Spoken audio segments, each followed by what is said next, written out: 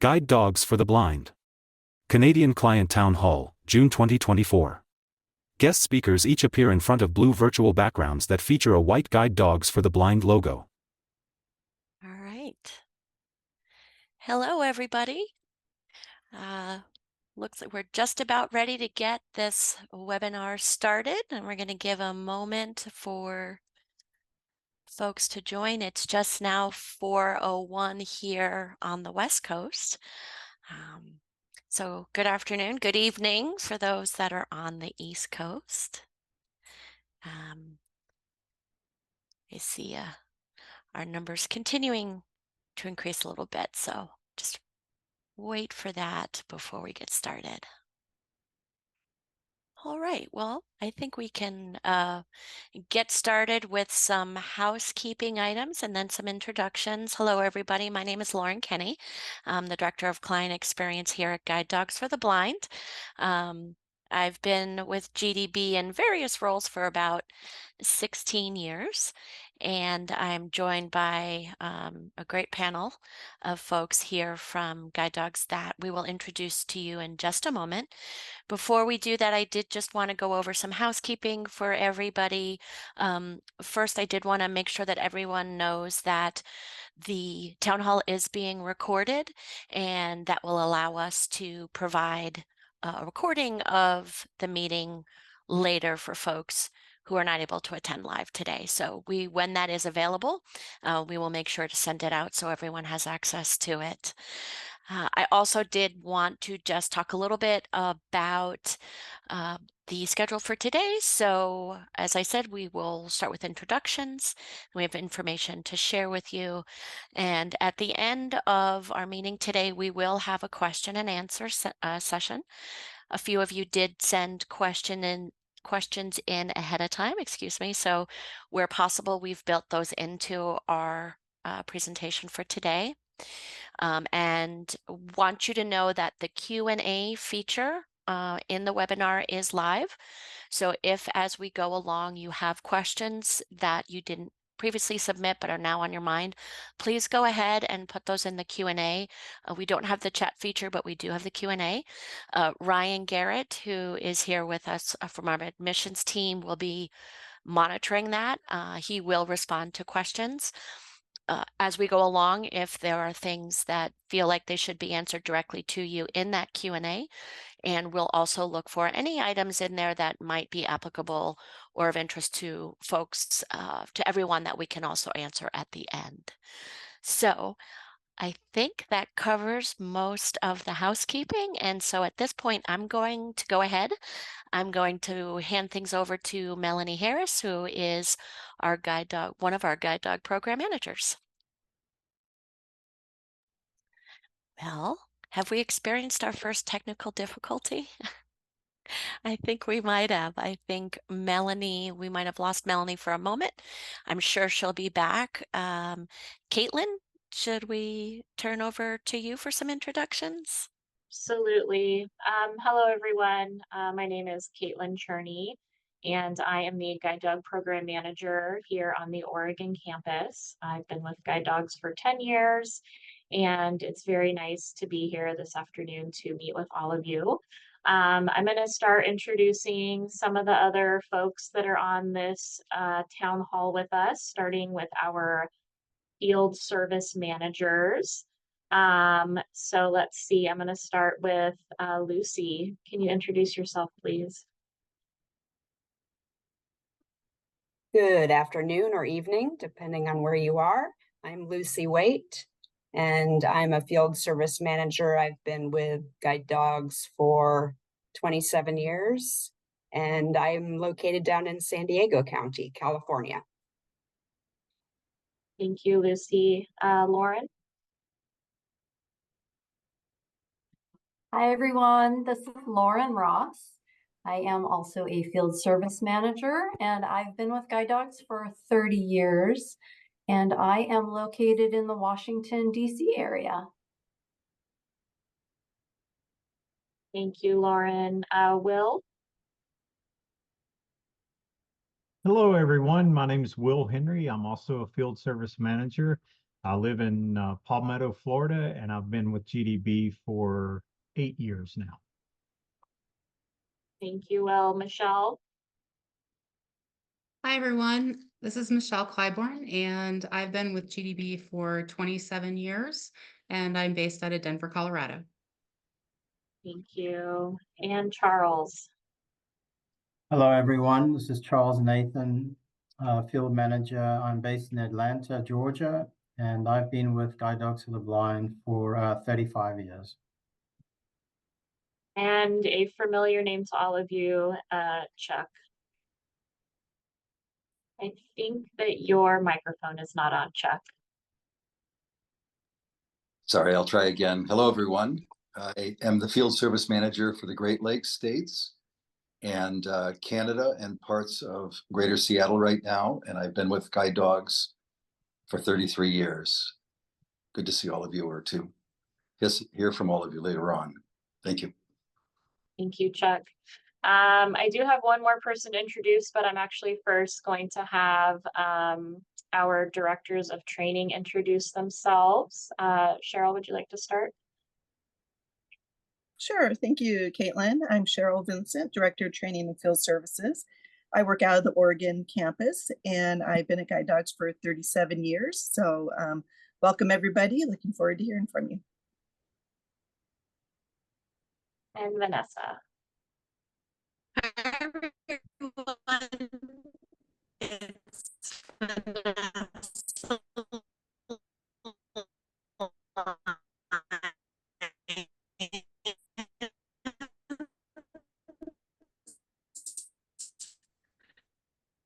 I think Vanessa was running into some technical challenges with her audio. Maybe we could come back to Vanessa, but I do see that Melanie is back with us as well.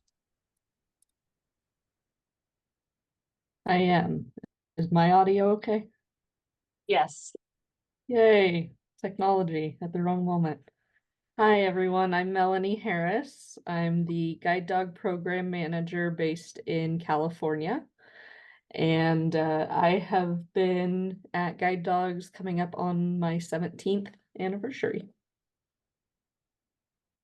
All right. So this is Caitlin Cherney again, Guide Dog Program Manager from Oregon. And the last person that I would like to introduce everybody to is a new member of our Field Service Manager team. Her name's Jamie Montgomery. She is a senior GDMI, or Guide Dog Mobility Instructor, that has been working on the Oregon campus for nearly 10 years now. Jamie is going to be covering Chuck's zone upon his retirement, and we are very excited to have her in this role. I also wanted to share a little bit of information about Jamie's role, which is campus-based, and it's a little bit different than our traditional FSM position. Because Jamie's going to be based on the Oregon campus, that provides opportunities to further support integration and connection between training and field services. Jamie will occasionally have opportunities to still be involved in dog and class training, which is wonderful. And again, we're very excited to have her here in this new role. And so Jamie, if you would like to introduce yourself, please. Hello, everyone. I'm Jamie, and I'm thrilled to be joining the Field Services team. I know there are a lot of familiar faces out there. Some of you I've maybe worked with in class in Oregon, or saw you in your home area, or maybe even worked with your guide dog you have right now. And if we haven't met yet, I look forward to it. So a little about me. I grew up in Wisconsin, and that's right below Ontario, which I visited as a kid when you only needed a birth certificate that they didn't check. I've worked with a variety of species before GDB, from livestock to exotic animals, and my husband Michael and I are avid fly ballers, which is a dog relay sport that we play with our career change Opa, retired guide dog Lila, and our Aussie Fizz. So We drive to tournaments a few times a year across the border in BC in Abbotsford and Chilliwack, if some of you have heard of those cities. Okay, handing it back to Melanie. All right, we are very thankful all of you have joined us today. Just want to share quickly our objectives and agenda for today's discussion. We're going to start by talking about our field support in Canada specifically. And then we will move into wait times for those of you or those who might be coming up to waiting for training with a new guide. And then we will wrap things up by talking about the CDC guidelines that came out recently. So to kick things off, I'm going to pass it to Charles to talk about our field support. Yes, thank you, Melanie. And yeah, hello again, everyone. This is Charles Nathan.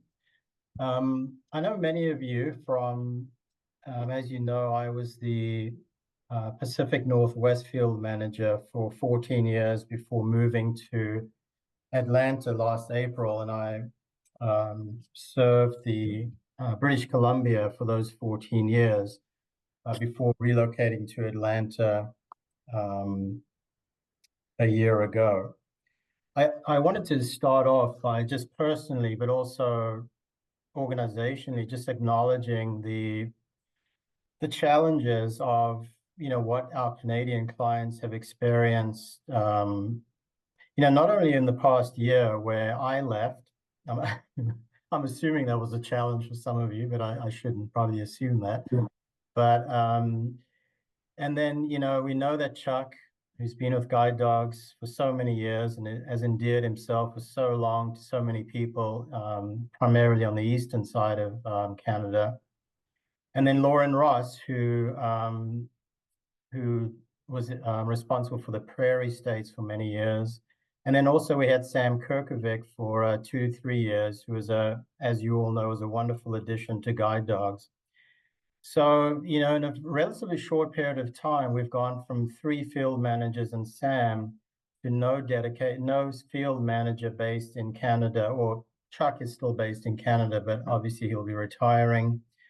But it even goes beyond, it goes before that, you know, when we had the challenges of the pandemic and we couldn't access Canada. So I think it's just really important to acknowledge that it's been somewhat unsettling up in Canada. And we hope that, you know, today we can alleviate some of those questions or concerns that you may have regarding field support in Canada. And hopefully, you know, even though faces and voices may have changed, you know, our goal still remains the same. I'd like to start off just with a little bit of, I was asked to kind of review our service delivery models, and I thought I would just start off just very quickly, just with a little historical perspective. I arrived at Guide Dogs in 1989, and at that time, you know, the field services team, you know, was really in its infancy in many ways. I mean, I still remember doing follow-up when I first arrived. So we've been offering a follow-up program for many years. But as far as field managers actually living in the field and working specifically with clients has evolved over the years. I would say that probably, you know, early on we had, again, when I first arrived, we had a field manager, Keith Tomlinson, who was based in Topanga Canyon. And then we had Chuck Jordan, who you may remember, have heard both names. And he was actually based on the old, well, it's the same campus. It was just the old property in Boring where Chuck was working out of. So that was kind of the infancy stages of the field manager program or field services program. And then in the mid-90s, when we opened Oregon, and our goal was to sort of expand our program, serve more people in class, and then by extension, offer a broader field role, that's when we started introducing dedicated field managers into the program. Chuck, Faruja, Lauren Ross, you know, they were a part of that initial staffing model where we had people out in the field. So over the years, over the last sort of 20, 25 years or so, that's evolved to where, and so for quite some time, as this was evolving, you had some graduates who had dedicated field managers, and then you had others who didn't. Those who didn't was served primarily by instructors going out into the field and doing follow-up and all the services that you know we provide. Anyway, it ultimately evolved to the point where every client in the United States and Canada had a dedicated field manager. And, you know, and some of that, I think most of you know that I would say, you know, in the 90s and in the early 2000s and that we experienced a lot of change and growth and innovation. And this sort of supported that growth within the organization. So our current model, as you know, all field managers have a dedicated field manager that we perform follow-up and we provide most of the support. So that could be, so that's field managers. So we do direct visits, we do telephonic follow-up, we provide support in a variety of ways, as you all know.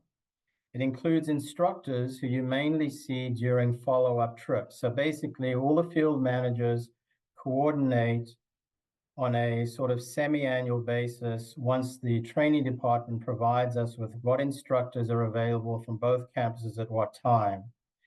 And then at that point, we look through the list and we decide what areas within our respective zones need direct visits, who needs a direct visit, who just needs a telephonic, based on established criteria that we have.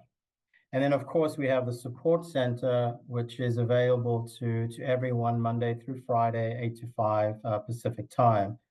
Support center, as you know, provides a variety of services that includes, you know, technical support, access issues, and then also, obviously, anything related to dog care through our VFA program. So our current model has worked well, but there are challenges to it. Like any sort of model, we're reliant on certain things for it to work effectively. The good thing, in a way, is that historically, the field manager position has been very low turnover. You know, usually when we've filled the positions, they've been filled with people who have been at Guide Dogs for, you know, a decade or more, and they're transitioning usually from the training department into what was then called client services. And so we used to call them lifers, people who really dedicated most of their working life to the organization. And while it's still like that, the issue is that, you know, when people retire, because, so I'll use Chuck as an example. So Chuck is retiring at the end of July. So in our current model, we would need to replace Chuck in that specific area so he could, you know, the person could theoretically assume the same clients that Chuck had. And sometimes the field manager position can be difficult to fill because it's a unique position that requires travel. And, you know, travel can be difficult for some staff if they have families or pets. So there are some inherent challenges replacing somebody for a specific area. And then the other thing is we do to some degree work in isolation. While we always try to, you know, remain in contact with campus and with each other, you know, to a degree, we work in somewhat of a bubble where we have our own clients, we serve a particular area, and we kind of focused on that. And so, you know, those are a couple of sort of inherent challenges. So as we've had some people retire in recent years. Keith Tomlinson retired, Bill Archie retired, and now Chuck retiring. So, you know, so the organization has looked at this and decided, well, you know, how can we make a program while still providing the same service? How can we make it more sustainable? How can we make it more flexible? And so this sort of introduces, it's not really a new model. I would say it's just another evolution of what we've been doing. And I'll talk more about our role sort of in this new, if you will, service delivery model. So all clients will still have a dedicated field manager attached to their name. Some of that is administrative, the purposes of administration. So in other words, if any client calls in to Guide Dogs for the Blind with a problem, with a question, with an application, they are immediately assigned to a field manager. So that person, so things don't fall through the cracks. So that person will be on my radar or one of the other field managers' radar. So hopefully we can provide a consistent service. It may not be that we would provide the service every time, but we are the ones who kind of are responsible for the oversight of that zone. It's kind of like class training. When you go to one of the campuses for class training, you'll have a team of instructors and you'll have a supervisor who kind of oversees all the clients, communicates with the instructors to hopefully ensure that things are progressing, properly. So it's a similar concept to that. So currently, everyone will still have a dedicated field manager. The issue now is going to be that we're trying to focus more on a team concept. When I mentioned before that we kind of work in isolation, I inherited a zone that was left by Bill Archie. It has since expanded to include Iowa, and I live in Georgia, so it's not that close. I'm just getting to know the Midwest. I don't really know the Midwest of the United States. When I went to Missouri, Kansas City, I found out that, there's a state Kansas is very close by, and that's not my state. So how do we connect? How do we provide people? How do we make our program and our services more efficient for us? So we're able to spend maybe more time with people. We're able to plan our travel more efficiently and effectively. So you'll still have all the field managers available, all the instructors and all the support center to provide an oversight of all our clients in the United States and Canada. So again, our goals and objectives still remain the same. We'll still be providing follow-up in person and telephonic. We'll still be doing direct home interviews. Since the pandemic, we've been using technology to provide support, whether it's Be My Eyes, virtual, FaceTime visits, direct visits, telephonic, whatever the case may be. So where Jamie's role comes in is, she mentioned that she is going to be a campus-based field manager, which essentially means that instead of, Jamie living, within an area that she might be serving, like the rest of us, even though the rest of us do live could live some distance from some of the areas where that are in our specific areas, Jamie's going to be based in Oregon. So she's going to cover Canada, as we mentioned, which means that all Canadian clients will be linked to Jamie. And then if things, when somebody calls in from Canada and they have a question and they call the support center, as what happens always, the support center will generate a phone call, or a report, and that report goes directly to the field manager. So the field manager can read the report and then they can decide how they need to proceed. So in other words, if somebody calls in and the support center gives them advice, then maybe they'll call back in a week with an update. So maybe in this case, Jamie will read that. Maybe there's nothing for her to do, but if there's something that she needs to follow up on, then she'll be the one to follow up on it. It could mean if somebody needs to be visited, it could mean that she would do the visit. It could mean that she'll ask an instructor to do the visit. But the point is that the visit will take place, and it'll just mean that Jamie's not within that geographic area that she's theoretically in. So she's based in campus. She doesn't have to relocate. The other positive thing about this is I'd mentioned earlier that sometimes we feel like we work in isolation. And what that means or can mean is that, it can be difficult to stay current with, dog training practices, the class training program.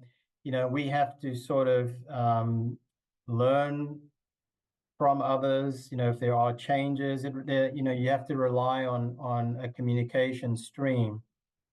So with Jamie, she's just going to be sort of built into the system where she'll have access to and participate in those programs, which really will make it easier for her.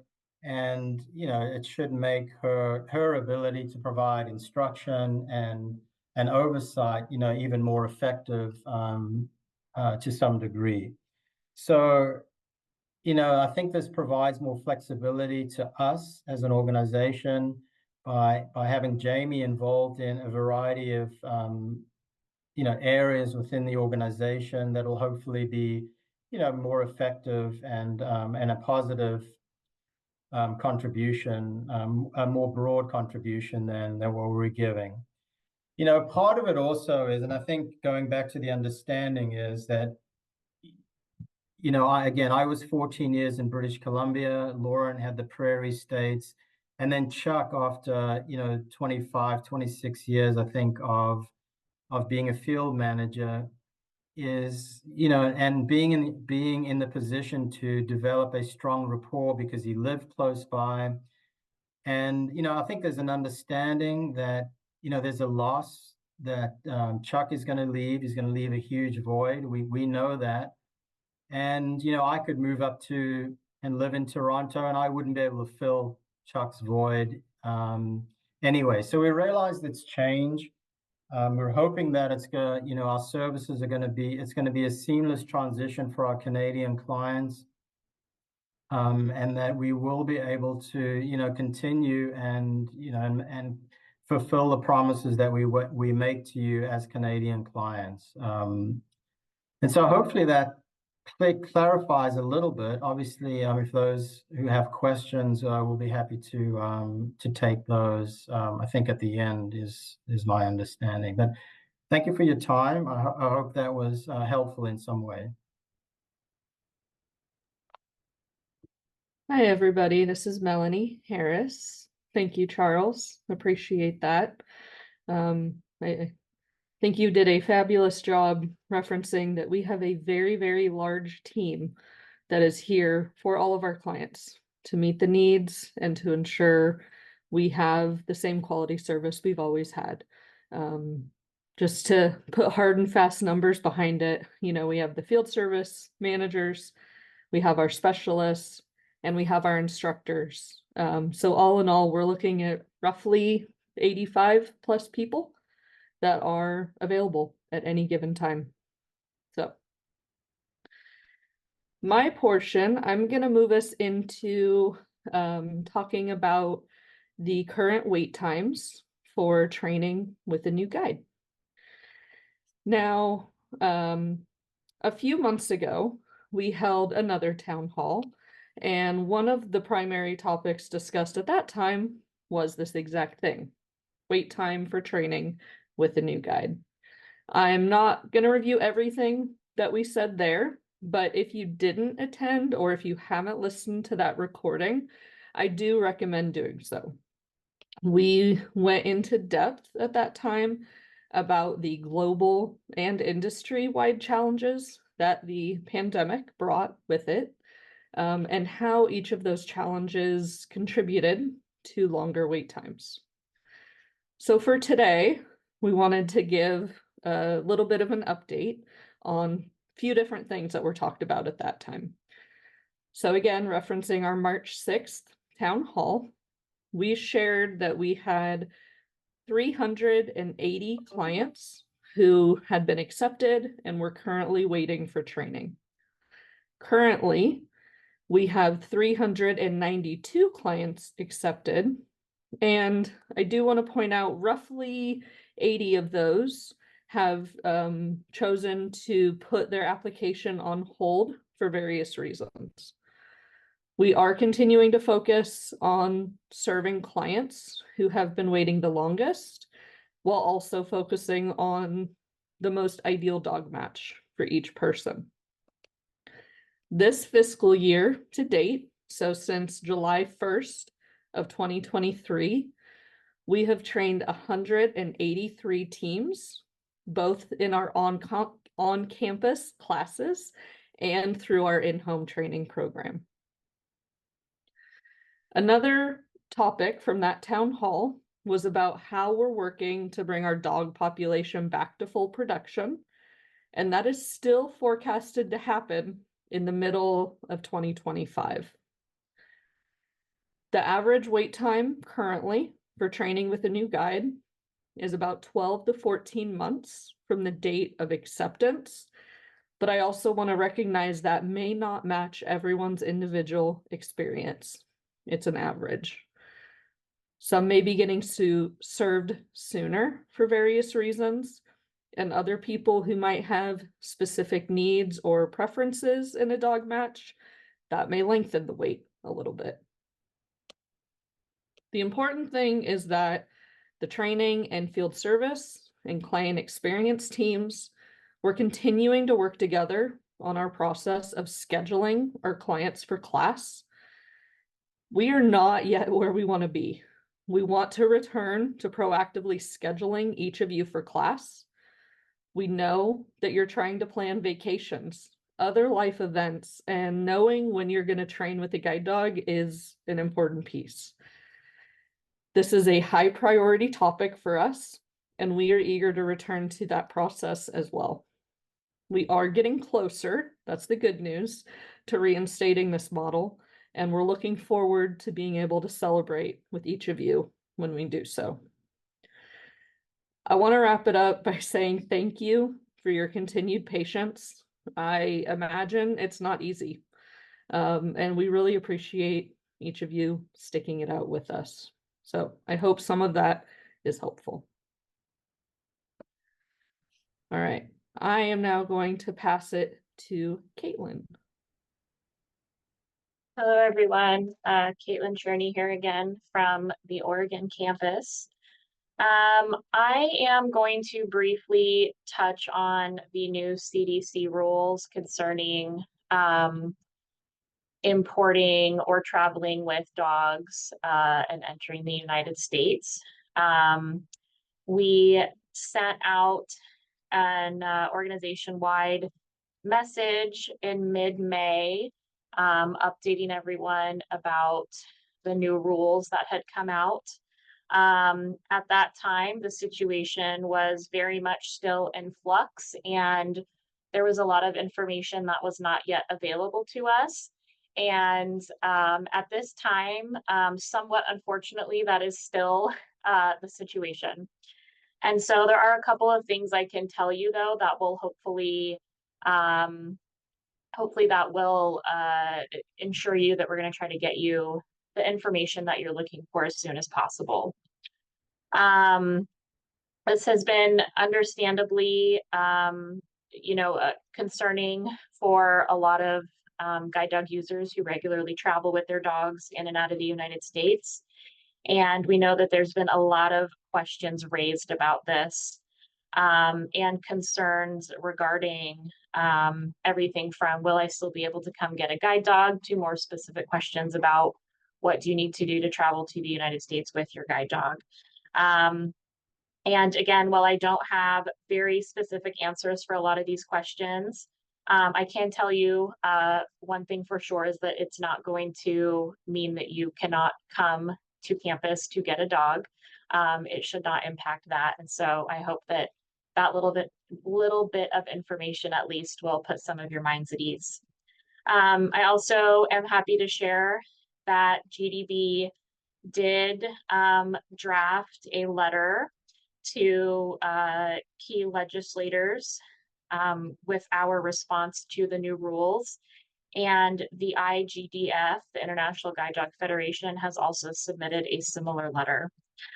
Some of the key points that we raised in this communication were our concerns that this new policy is based on insignificant and incomplete data, that it does constitute discrimination against people with disabilities due to the fact that it impedes the ability of guide dog users to travel in and out of the United States. We highlighted that all GDB dogs, as well as any other dogs that come from organizations associated with IGDF and ADI, already comply with the strictest of vaccination protocols. And we also highlighted the negative impact that it can potentially have on our breeding program in terms of our ability to imbue genetic diversity into our program dogs.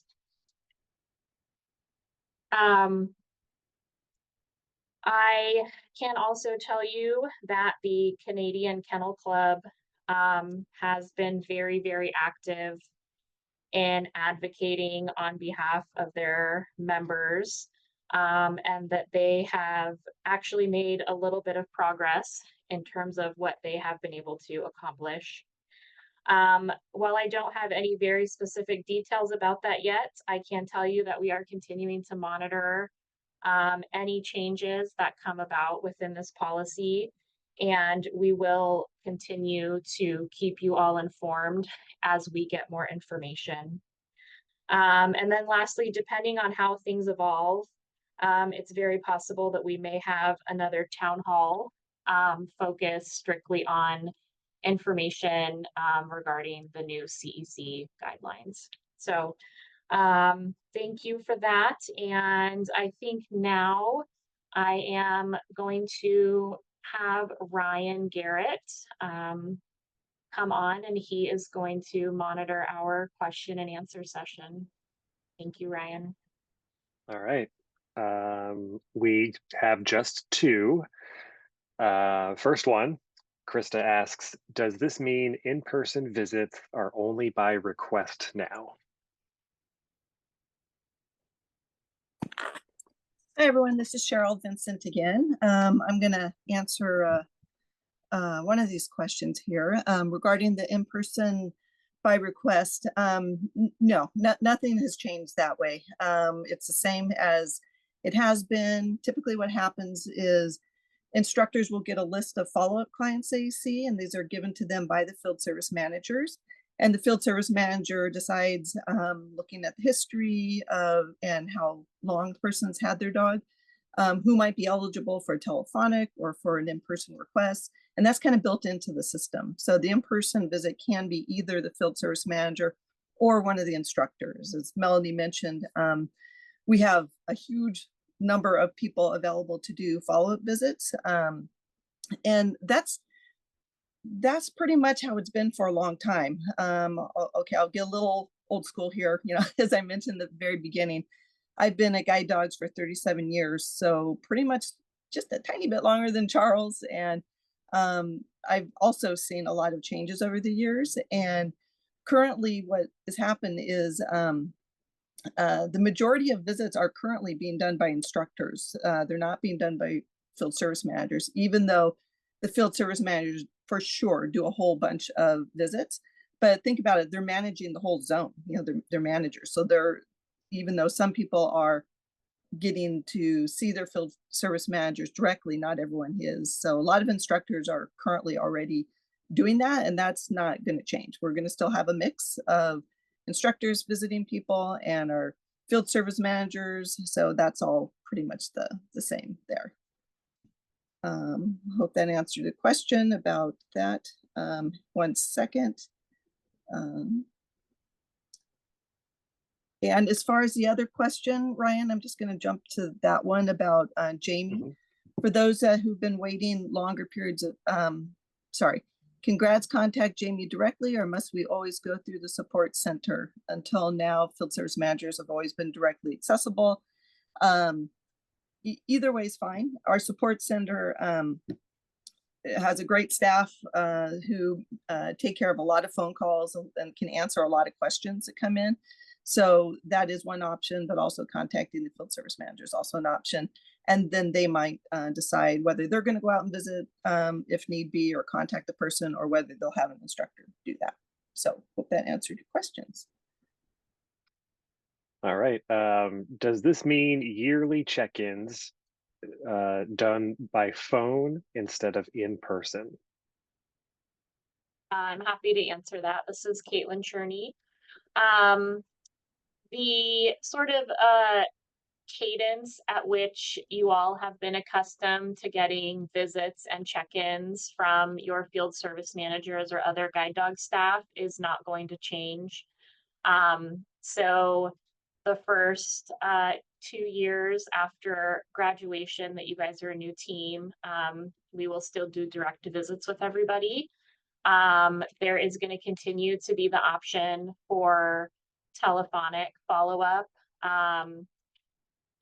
throughout your career, just like it has always been. And you also will continue to have the option of having an in-person visit. And as Cheryl elaborated on a minute ago, just like a lot of grads have experienced over the years, those follow-up visits might be conducted by one of the field service managers. They might be conducted by a member of our support center staff, our field service support specialists, or there's a high likelihood that they might be conducted by an instructor. So again, that has been par for the course for quite a long time. And yes, you will of course continue to be getting in-person visits if that is what you are requesting. This is Jamie certainly. again. Oh, go ahead, Jamie. After getting a couple of questions revolving around my role, I just want to clarify, in case it's on anyone's mind, that I will function as a regular field service manager, just like Chuck did. And so that experience really isn't going to change for you. But all the talk about how the role will be different, it really kind of looks like some spiffy add-ons to the field service manager role that will be the same. But the spiffy add-ons mean that I will have feelers in some parts of the GDMI role that I have already loved, like going to class and having dog training. And so I'll get to keep doing some of that so that there's a connection between those two roles. But as far as the field service manager part is concerned, I'm just the same as other field service managers in that regard. Hopefully that's clarifying. Kim asks, it gave us peace of mind to know that you hired someone living in Canada. Might you hire someone in Canada again? Hi, it's Lauren. I'm just jumping in because I'm wondering if perhaps, Vanessa, you've had some challenges with audio today, but I wonder if Vanessa or Cheryl, if you might have any insights you could share. Hi, just catching up. There's a chat's going by fast and furious here. So Lauren, are you referring specifically to the in-home question? No, to the question that was just asked by Ryan. Someone was wondering about someone living in Canada, and the fact that we've had someone in Canada in the past, and just wondering about whether that is possible in future, or just any feedback you can provide on that. Okay, just 1 second here. Well, since I brought it up, I'm going to answer the one real quick about, will Jamie be doing the home training in Western Canada? All of our in-home training are done with a combination of either field service managers or instructors. So that's always been the case. That will continue to be the case. Depends on where the person's located, timeliness, and as far as who's available, that type of thing. So it could be Jamie, it could be somebody else as well. Let's see. I'm not seeing you just mentioned. Chuck, I'm sorry, did you say something? I didn't, but if sorry. I would be happy to reflect a little bit on what brought Sam Kirkovic to Guide Dogs. We all knew we were contending with the challenges of COVID. We weren't allowed to cross the border.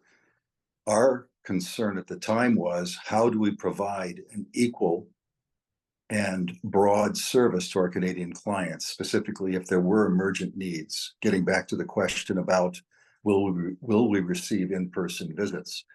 She served that role admirably. I think with Jamie's addition, whom I welcome greatly, she's done wonderful work in Canada.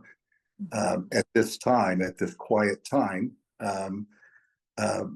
we can address all of the needs that our Canadian clients might have. What the future brings, we don't know. None of us knows. So in the past, we at least have precedent. We can refer or reflect on SAM services. And let's hope that we don't have that kind of limitation going forward in terms of crossing the border. But I think to Guide Dog's credit, it saw the need, it solved that challenge. So I would say that on Guide Dog's behalf. And again, that dedication to service. Emily asks, will we get an email with an intro from Jamie so that we have her contact info if we need to get a hold of her? Hi, everyone. This is Caitlin again. We will be sending out an organization-wide email announcing Jamie's appointment to the new field service manager position, and it will have all of the relevant contact info in case anyone wants to reach her directly. That will be coming very soon. Thanks, Caitlin. And somebody asks, I'm wondering if there is a specific GDB representative we could contact if we have a concern or question about crossing the border to the US. This is Caitlin again. I'm happy just to answer that one too. The support center is still going to be your kind of go-to.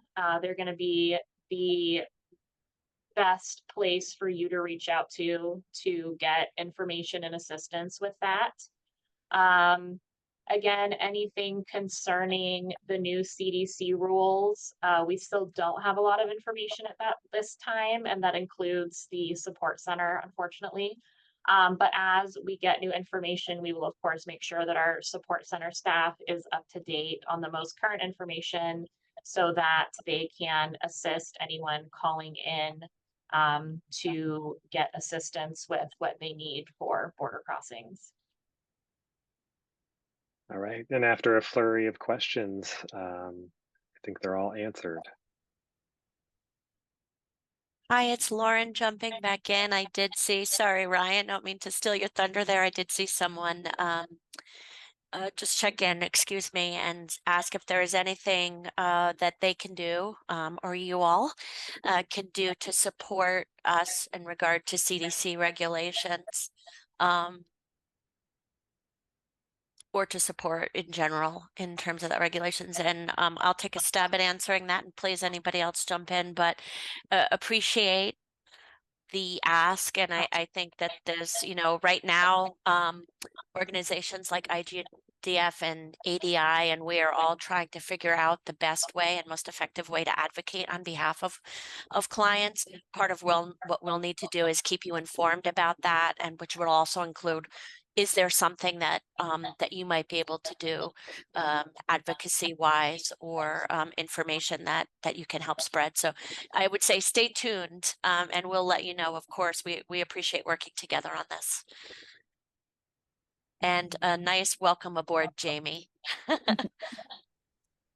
Lauren and Cheryl, this is Caitlin again.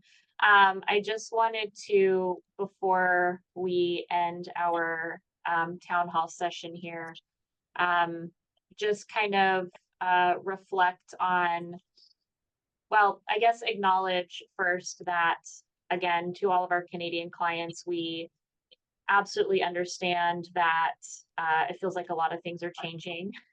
And I just wanted to reflect on and share the fact that our hope is that this information that we're communicating to you and this service model that we're talking about in reality isn't going to feel very different than what you have been used to over the past very many years. Like Charles was explaining earlier, all of our field service managers are still going to have anywhere from 200 to 350 or so clients assigned to them. They're managing a large group of people, a large area of the area that we serve, and things are in general going to continue as they always have. When you guys need something, you can reach out to the support center or the field service manager that you're assigned to, and somebody from our training and field services department will be there to get you what you need in a timely fashion. And that has always been our goal, and that will continue to be our goal. And so I just wanted to, I guess, leave us with that thought. Caitlin, I want to, there's a question in chat about duly qualified instructors and basically supporting GDB having duly qualified instructors. I just wanted to take just a brief moment to answer that. And we support having duly qualified instructors. We have some who, by duly qualified, I mean both guide dog mobility instructors that are also have their O&M degree. And we fully support that. We have some in our training departments and also our field service managers. So we do have both. And it takes a lot to be able to go through the schooling to become a guide dog mobility instructor, and then a lot more schooling to become an O&M instructor. And we do have some, but industry-wide, duly qualified instructors, there's not that many out there. And we do have a scholarship program where we have some instructors going through the process right now to become duly qualified. So we're hoping in the future that we could have more as well. In the meantime, we fully support our guide dog mobility instructors. They go through quite a bit of the same type of training to become guide dog mobility instructors. They get classes in O&M and et cetera from competent, qualified individuals. So it's a good thing, and we're hoping to have more in the future. So, thank you. Okay, I am jumping in. I just went to, there's a few questions, some of which we may be able to answer directly in the chat. So hang on if there's a question or two that has not yet been answered. I do know that we wanted to give a moment for Chuck to be able to talk to all of you directly, as you've partnered with him for quite a long time. And so, Chuck, I want to just give you some space to do that. Thank you, Lauren. I appreciate it. I've sent out notice about my upcoming retirement. I want to extend again my gratitude to all of you that I've worked with over these many years directly. I would say that recently I've had an opportunity to meet a number of you, at least via telephone communication, and I've appreciated that. And for those of you I haven't met, I wish I had more time. So it has been a great privilege, and I have been fortunate to work for Guide Dogs for the Blind these many years. I want to say that I have the highest regard for my colleagues, for our organization. Jamie's addition will bring new energy and insight. And as we've said many times, with these instructor staff that come out into the field and work with you, it serves an invaluable service or role for us in terms of staff coming back to our campuses and describing what it's been like to work in the heart of Toronto, or to work in Vancouver or Edmonton, or to understand what winters are like. So their opportunity to come and work with all of you simply enhances our abilities and helps influence what we're going to do in class and how we might be able to address some of the needs you have living in major cities or in more rural areas. So returning to my role and my experiences, I simply want to say thank you from the bottom of my heart. And I hope to see some of you still in my remaining days. And I hope that we at least remain friends in whatever way we can. So thank you all very much. Thank you, Chuck. Thank you so much.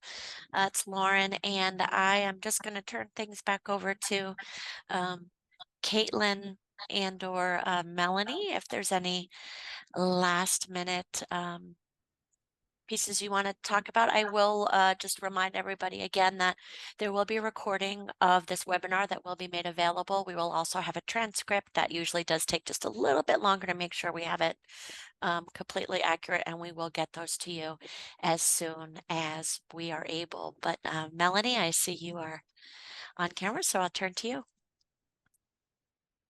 Yeah, I just wanted to say thank you to everybody for attending. If we did not answer one of your questions, feel free to reach out, and thank you for coming. Thanks, Melanie. I will say for those, if you do have questions that haven't been answered, one of the best places to send that is likely the iGraduate Support. That's the letter I, graduate support at guidedogs.com. Again, we're trying to answer all of those, but do feel free to do that or to call us, of course, at any time. Hello, everyone. This is Caitlin Cherney again. I also wanted to thank you all for being here and for your very thoughtful questions. And I just wanted to leave it with a reminder that you can always feel free to reach out to us and let us know what your experience has been with this new, I don't even know if I want to call it a new system like Charles said, but sort of an evolution of what we're doing. We are very optimistic, again, that you're going to continue to experience the high level of service that you've gotten used to. And please know that we really genuinely want to hear from you if you feel that that's not happening. So please reach out, tell us how things are going, and it's really important for us to hear your feedback. So again, thank you all for being here, and have a good evening.